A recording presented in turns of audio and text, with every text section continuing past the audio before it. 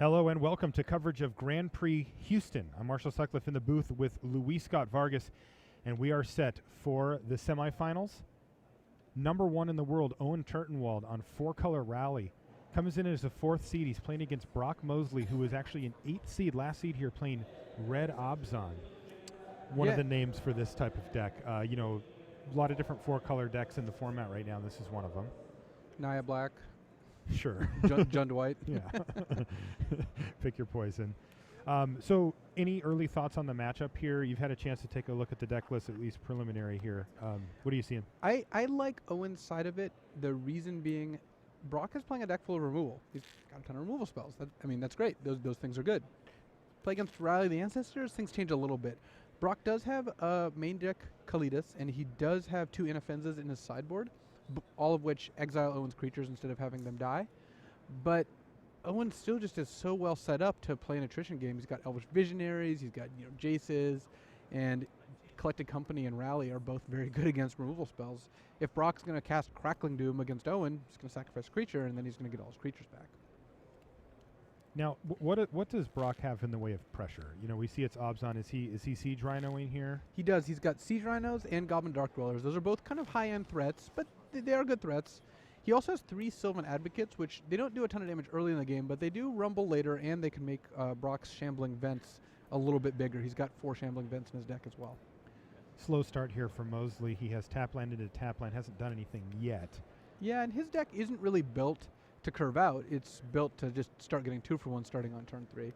He has actually his main deck Radiant Flames in his hand, so he might be able to get Owen a nice little 2-for-1 here if Owen doesn't play around Radiant Flames. Not that he should, it's just not the kind of card you expect to see main deck all that often. Even if he does know Brock has it, he knows Brock can't be playing a ton of copies. That's just not that likely. Yeah, Brock's going to have to find red mana for that as well. Looks like Evolving Wilds is going to get cracked first thing here for Turtenwald.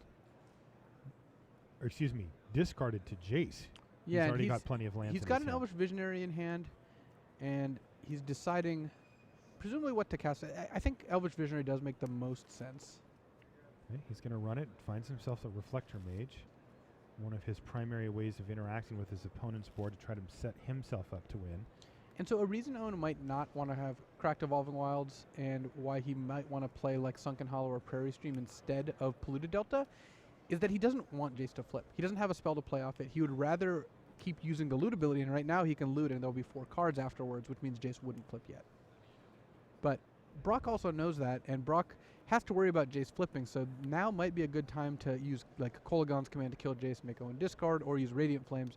Basically use some removal spell in order to make it so Owen doesn't get full value off the Jace. He could also just use Fiery Impulse and then play the Sylvan Advocate. It does look like that's what he's going to do. That does get him the earliest pressure that he can get, and he knows he can't just let Owen sit there forever. So he's going to play the Advocate after Fiery Impulse here, and Owen's going to draw yet another fetch land off the top of his library there. So he's got a Cutthroat in his hand, as well as a Collected Company that he can go for here. Yeah, and presumably he's gonna be casting Collected Company, whether it's on his turn or Brock's turn. But against a deck without counterspells that has a lot of removal, you'd much rather wait on the Company. Yeah, somehow Brock found it in his heart to not play blue.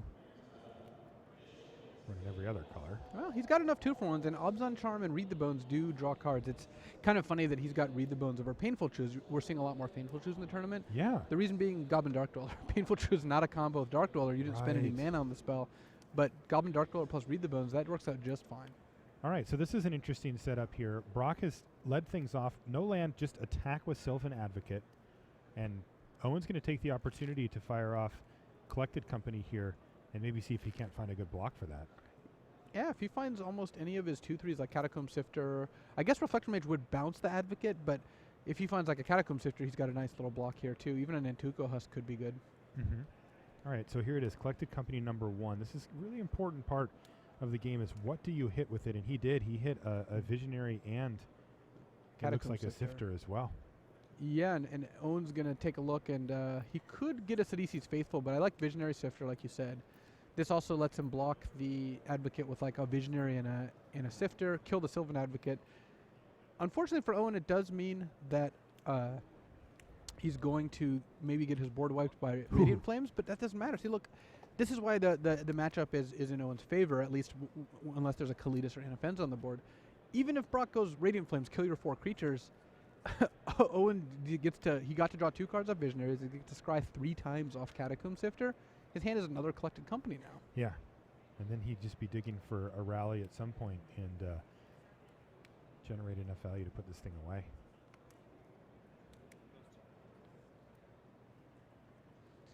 Players are playing to make it to the finals. The winner of that wins $10,000 plus the trophy. And 8 pro points. And a hefty 8 pro points. Not that Owen needs them, but Well, you know, he's making a run for Player of the Year. I mean, here. winning a second Player of the Year title would be momentous. Not very many people have won 2. Especially when somebody's creeping up on Hall of Fame eligibility as well. So the Advocate does kill the Visionary and then deal 1 to the Catacomb Sifter. And then Brock can either finish off the Catacomb Sifter with a Kolaghan's Command or cast Radiant Flame to pick up the token and the 1/1. But if I'm Brock, I'm not really feeling all that optimistic about all this. Like, yeah, I'm killing Owen's cards, but I'm not really getting a ton of value while doing so. And looks like he's going to get back the Advocate rather than force Owen to discard.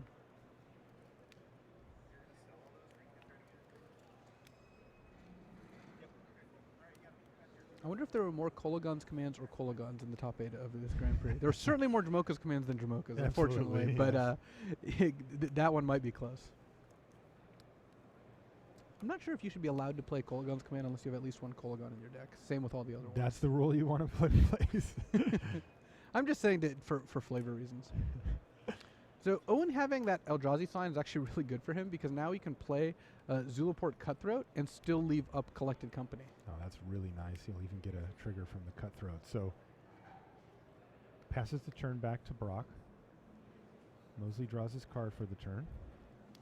And again, the fact that Owen gets to play at instant speed, very good here because if Brock were to use Radiant Flames in order to make it so Zulaport Cutthroat didn't get out of control, Owen could float a mana off the Eldrazi sign, wait for that to resolve, and then cast Collected Company. Looks like he's just going to go for Siege Rhino, though, Mosley. I like that. He seems to be prioritizing getting a threat down here. Yeah, and the thing is, Radiant Flames just doesn't really accomplish all that much. The only way that Brock is going to win this game is if he actually pressures Owen before Owen goes off. I think Owen's getting a little too close to that point, though. Yeah, here's Collected Company number 2, and he does have hits here.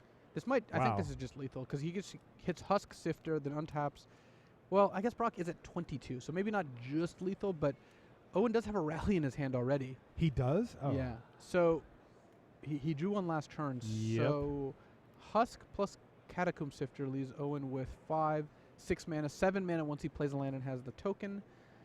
Is that enough to rally and play a Reflector Mage? It does not look like he has quite enough mana there. Owen Turtenwald creeping towards victory number 1 here in the semis. Now, in our other semifinal match, we've got Mark Jacobson and Andrew Cuneo battling. We'll be checking in with them in between games here. And Owen just going for double Nantuko Husk here and just really applying a lot of pressure to Brock. Owen ahead on board without even casting the rally. He can Reflector Mage the Siege Rhino. He's just attacking with everything here. I think he's just got enough now with... The reason you get double Husk is so you can attack past the Rhino. You know a Husk is getting through. You eat everything, and then you rally, and you eat everything again, and that should be enough.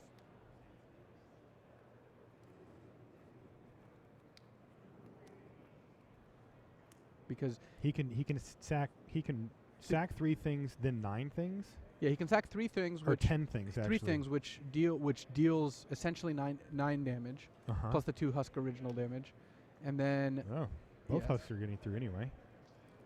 Well, once you can't block 1 Husk, it's kind of the same. Yes. And then you get back 1, 2, Catacomb Sifter counts as an additional 1, 3, Elvish Vision is 4, Husk is 5, Zulaport is 6. So this is like way more than lethal. This is easily lethal. And of course, the shields are fully down for Mosley plus here, so Turtenwald just gets to do this with no fear whatsoever.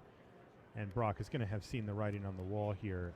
Pretty tough here. He had a perfectly reasonable draw, and he just got smashed by Owen Turtenwald in game 1. So Brock is going to have to work hard, dig into that sideboard, and try to come up with a way to combat this deck. I'm sure he's played against it before.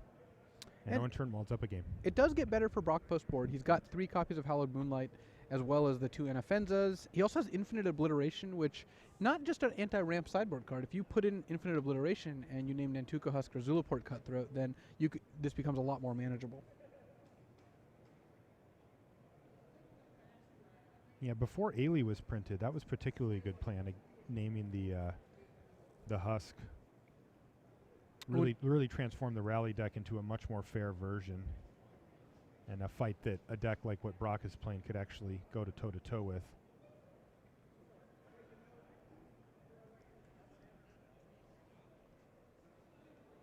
Owen doesn't get quite as much post board, but if he is anticipating Hallowed Moonlight, then he gets Duress or Dispel in order to fight back against it.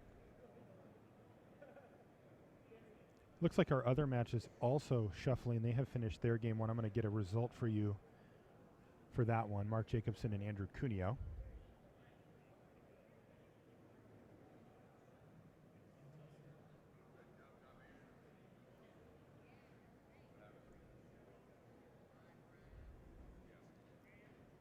Yeah, we saw 2 copies of the Rally deck make top 8, as well as 2 copies of Hardened Scales. All right, update from our other feature match. Andrew Cuneo up 1 game over Mark Jacobson. Mark really having an incredible run here this weekend. He was undefeated going into the last round of Swiss. He did end up losing that to Brock Parker, but Mark picked right back up again and won his quarterfinal match.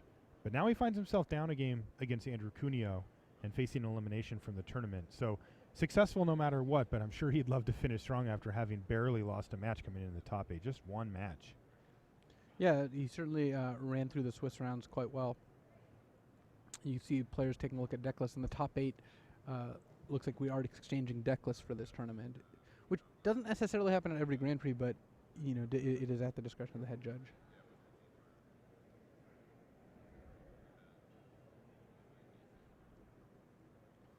Does this favor one player or the other? I think it's much better for Owen to have no deck lists, because Brock is playing against Rally. Rally is not a deck that has a ton of variation. I mean, there are some. Like, for example, you see Owen has 2 CC's Faithful, 1 Ailey, 1 Grim Haruspex. But if you take out the Ailey and Grim Haruspex and put in 4 CC's Faithful, all of a sudden it's just, that's what you would expect. That's the list you'd expect. You're not getting a ton of value by knowing that difference. Owen's sideboard also, he's got 2 copies of Despise, which is not a card every Rally deck plays. But other than that, again, not a huge difference. So looking at Brock's deck list, there are very few 4s on this list, Luis. Right, and Brock is also just playing a deck that has good cards in 4 different colors, so there's not a real good way for Owen to know what Brock will be playing, whereas Brock, even without seeing a deck list, could probably write down an approximation of Owen's deck list within like 5 cards, whereas Owen now gets to see like, oh, he's got now 2 Radiant Flames, oh, he's got now a 1 Kalitas, 2 Anafenza, 3 Hallowed Moonlight, so he knows exactly what he needs to prepare for.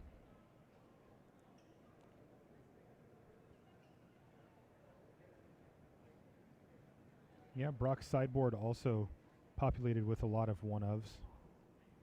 He's got the 1 Infinite Obliteration, the 1 extra Radiant Flame. He does have 3 Dark Dwellers in his deck, so playing sorceries or instants that cost 3 or less, which is what Dark Dweller can flash back, gets an additional value. So cards like Infinite Obliteration, he can just go obliterate Dark Dwellers, obliterate Dark Dwellers.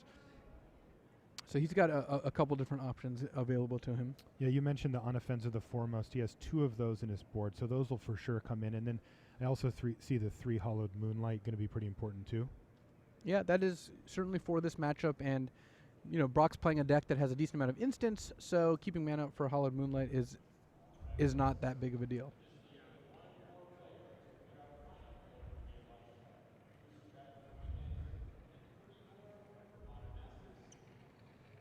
Kind of interesting addition to the board for Brock. He's got a Tainted Remedy in the board. That's the...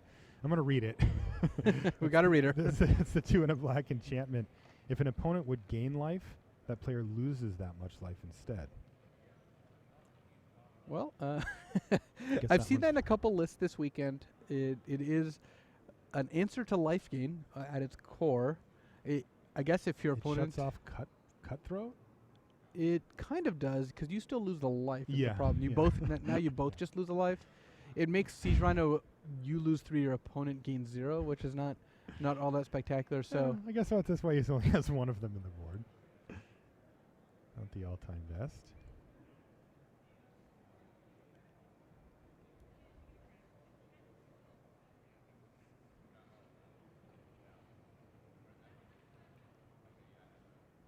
Well, it looks like players have finished sideboarding. We're going to head into game 2 here in the semis.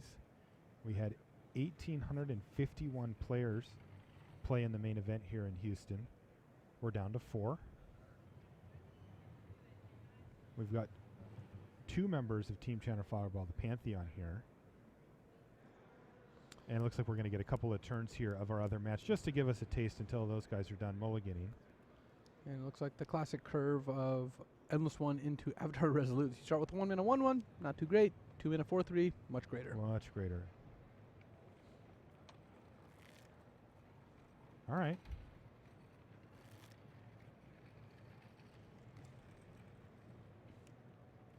It's really tricky what removal suite you want to play in Standard. Andrew, playing a Dark Jeskai list, is able to piece together a lot of different ways to deal with his opponent's threats, like, for example, Roast. All right, let's head back to our main match. It just started, so that means that both players kept their opening hands, which is good. I want to see a great match here. And it looks like turn 2 for Brock Mosley, Sylvan Advocate. Nothing yet for Turtenwald.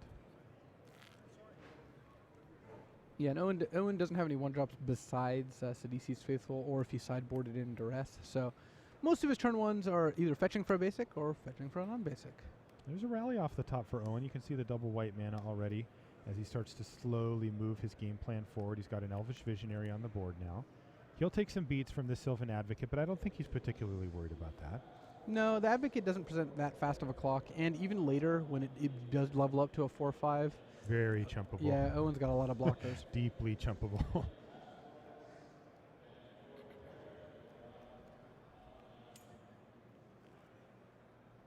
Well, Brock has Nothing. looks like a Fiery Impulse, a Goblin Dark Doors, and a Siege Rhino. So he's going to start going next turn with a Siege Rhino. That is a threat, but he's not really, drawing any of the cards he really wants to see. Anafenza or Kalidas or Hallowed Moonlight.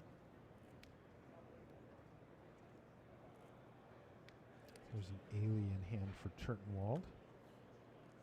Will he go get black mana? He will.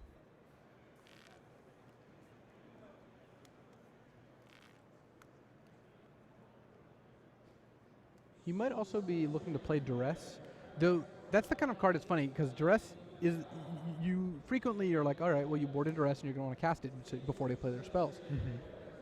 When the card you care about is Hallowed Moonlight, you actually just want to sit on Duress. You just want to wait. You want to wait, and then later when you want to cast Rally or Coco, you just Duress. He just drew Tainted Remedy. All right, I guess He's doing it.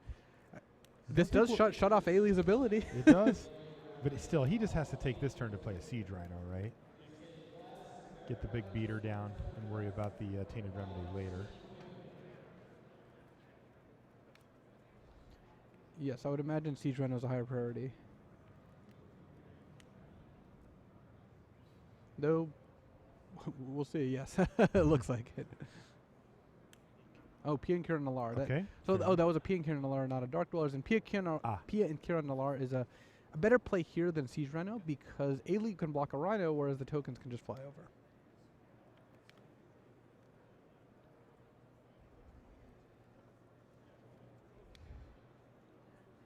It's also pretty good against Reflector Mage. Mage can kill one of the tokens, but you don't really want to bounce Pia or Kira Nalar, either one. Well, it's either both or neither. The bond is strong, but yeah. We saw Owen Turtenwald with a pair of Collected Companies in the first game and then a rally to finish things off. We haven't seen a Collected Company out of him yet, but he has now hit 4 mana. So we could be entering that stage of the game if he happens to have him in his hand. Believe he does, yes. There's a Collected Company. All right, so there's the first Collected Company of the game. And you see it main phase because of Hallowed Moonlight. He's playing around Hallowed Moonlight. Nice. And he hits Reflector Mage. And then Tuco Husk, and like you said, he doesn't want to bounce Pia and Kira Nalar, but he'll take out a Thopter. Yeah, now Brock can't cast any Thopters Yeah, on his next turn. He'll be able to work around that. And is this an attack with Ailey? Yeah, she's getting in there. I like She that. has Death Touch. Yeah. Brock would have to 2-for himself to kill it. Nice heads-up play there from Turtenwald. Thanks to that Nantuko Husk and any number of double blocks or sacrifices to it, Brock doesn't really have any good attacks outside of the Thopter. He's going to plink in there and drop Turtenwald down to 14 here. And is it Siege Rhino I with block? suspect the life totals are going to swap, or rather get further apart. Owen's going to fall to 11. Brock's going to go up to 20. Right. That's what happens. So Turtenwald down to 11 and facing a reasonable board for Mosley, but things have been moving forward at Turtenwald's pace here for sure in game 2. He's hit each thing right on time. He hit with his collected company. He's got a rally in hand. He's also got a murderous cut. Yeah, he's got a duress as well, so he's got a lot of what he needs to win this game. He would not mind finding a Zulaport Cutthroat, but yeah, he's got some options here. Let's say, what can he do? He can also play Elvish Visionary. He can also cast Duress. He could Reflector Mage. That could set up an attack with the Husk. So if you Reflector Mage, I guess you don't love bouncing Siege Rhino, but no. So I like the Duress because it gives Owen information. He's going to go ahead and decide whether he wants to take Tainted Remedy or not, but it might actually be the correct call. Fire Impulse does very little on this board.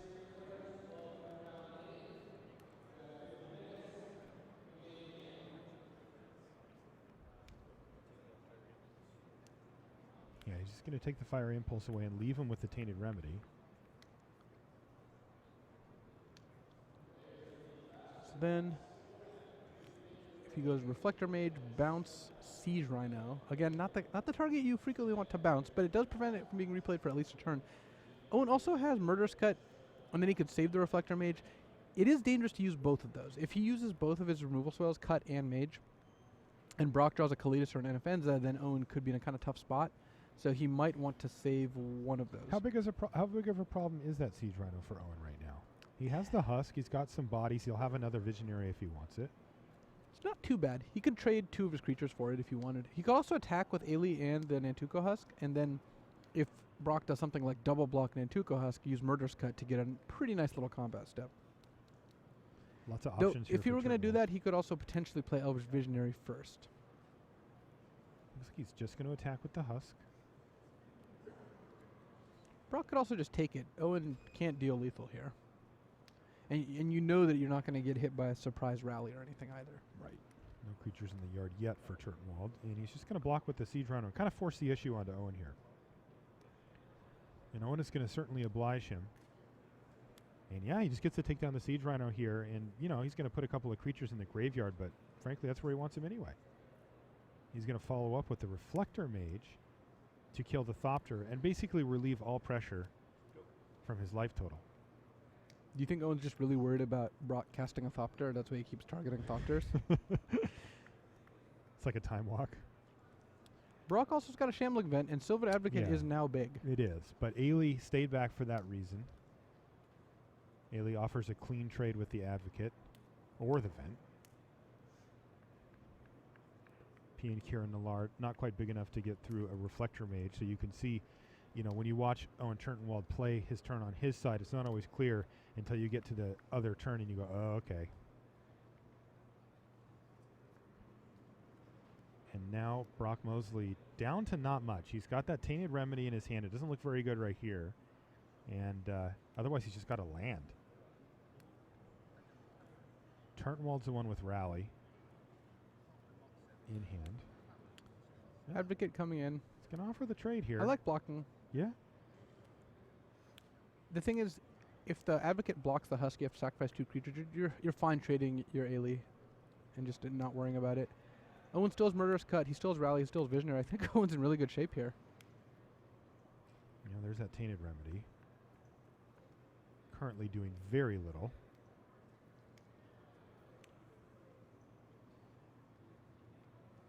Means Owen's life total is not going to go above 11 this game. He's now locked. Put a pin in it. Okay. I've put a pin in it. All right. Duly noted. And Owen's going to sacrifice the Evolving Wilds, which means that now next turn he can play an Elvish Visionary and still cast a Rally for 2. It's not great. Gets back 3 creatures because he can sack a Visionary to the Husk first. And he get the Ailey as well. The thing is, Brock has got a 2-2 in play. That is it. Yes. Owen... And he's out of gas, yeah. too. Owen is in really good shape here. Brock hasn't drawn any of his 2-for-1 cards. He hasn't figured out a way to draw extra cards.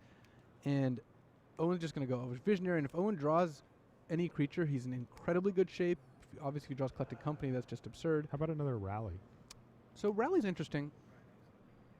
I could actually see Owen casting a Rally this turn. He can attack with both. He can't rally for 3, though, right? He can rally for 2, but assuming he sacks Visionary first, which of course he will, he rallies, he gets back 2 Visionaries, so he draws 2 cards, gets back Ailey, and then can deal a bunch of damage with Husk. Makes sense. Not bad, especially one reason to do that is that his hand has 2 rallies, and casting Rally takes so much mana that if he doesn't cast it now, he's still only casting 1 next turn. It would be unfortunate if Brock had drawn Hallowed Moonlight. Owen doesn't know Brock's last card, but yeah, Owen I think is going to go for a Rally here. He's going for it. He says, "What do you got, Brock?" Brock's going to take the quick check, and Owen's going to breathe a sigh of relief, as now he knows that there's no Hallowed Moonlight in hand for Mosley. Draws 2 cards. Wow, he hit Jason Collected Company here. That is 2 good cards. So this could be Owen putting himself into the finals very shortly here. So Husk is going to go up to a 10-10, unless Owen. Looks like he's going to keep Ailey back to just prevent Shambling Vent from attacking potentially. So Husk is going to be an 8-8 because remember that one of those Visionaries essentially got devoured twice. Right. So Brock is, if he didn't block, taking 10 here. He says, "Sure." Okay, so Brock's going to lose half of his life total in one fell swoop, and he needs to find something, and he needs to find it now. Swamp? And Is that found something? a full art swamp. Very nice artwork, but that is not going to get the job done here. And Brock has 2 blockers. Remember, he's got that Shambling Vent hiding. Ailey's going to trigger on upkeep here.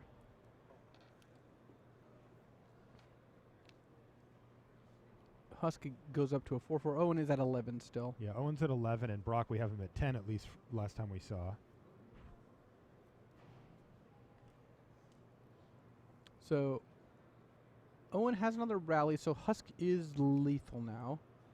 And he's also got a Collected Company. So presumably Husk is getting blocked, and Shambling Vent can also block the Reflector Mage. With P and Kieran Alar blocking Nantuko Husk, if Brock so chooses.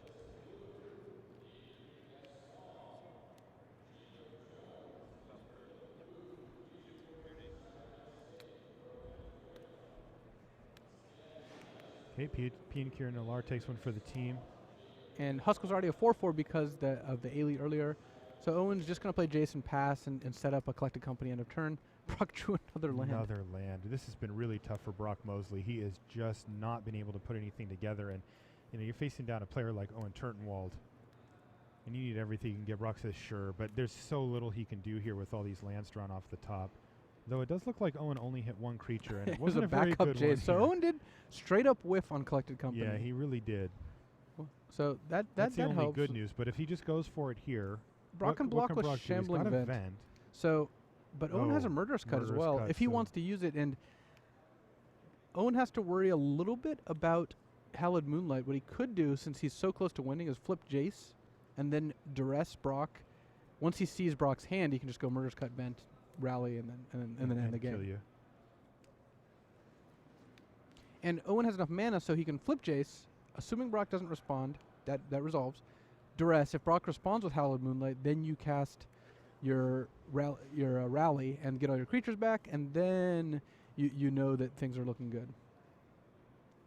Yeah, I think that's what Owen Turtenwald's thinking right now. Things are looking very good for him to put himself in the finals and try to capture another Grand Prix title here. Looks like he minused on Collected Company. Okay. And then just attacked. So now he's going to Activate Shambling Vent. I believe Murderous Cut the Shambling Vent. He might Company first in order to see if he hits a Reflector Mage. Sure. Can Owen miss twice on Collected Company? Negative. Almost, but no. And he even hit Cutthroat. a Cutthroat in there. Yeah. He's just going to take the pair of Catacomb Sifters, though, instead. That's going to generate him another 2 Eldrazi, and he is moving towards the victory here. All he has to do is Murderous Cut this, and this is going to be in the books. Turtenwald finishes delving. Brock says, "Sure, it's not lethal yet." And we'll see some of these creatures get sacrificed to the Husk to get it up to 8 power, and that'll be it. Owen going to scry. Hey. tight technical play. That's Owen's game. This is bread and butter. I thought his bread and butter was 11-4 finishes at Grand Prix. He's done it much better than that. That is going to do it. Owen Turtenwald moves on to the finals here, defeats Brock Mosley. Tough draw for Brock there in Game 2. Just could never get anything going. And Owen had 2 very solid draws for Game 1 and 2, and he picks up the victory, putting himself into the finals. And maybe another GP trophy on the mantle for Turtenwald. And this one comes with $10,000 attached to it as well. And wow, looks like we came in just for the handshake on our side match here. Andrew Cuneo puts himself into the finals as well. And we're going to get Owen Turtenwald versus Andrew Cuneo, all Pantheon finals. Yeah, BDM asked me before the semis what my prediction was, and it was actually Owen versus Andrew in the finals, with Andrew winning. But we'll see what happens. Wow, great stuff down there in the feature match area. We've got one more match to bring you today, and that's going to do it, though, for the semifinals. Hi there.